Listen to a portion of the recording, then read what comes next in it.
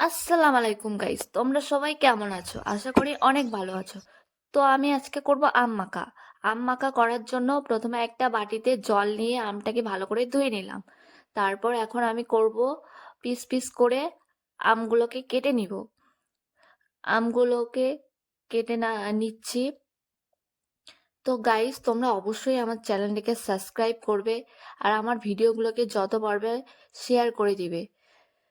তারপর বাটিতে আমি নিয়ে নিলাম আমগুলোকে।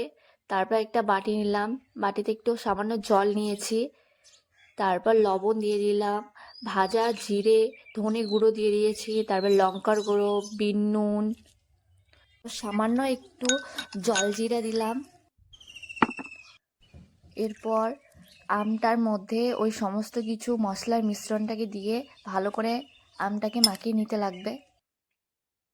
মাখিয়ে নেওয়ার পর এরপর রেডি হয়ে গেল আমাদের আম মাখা। এত টেস্টি হয়েছিল না গাইস, বলার কথা না।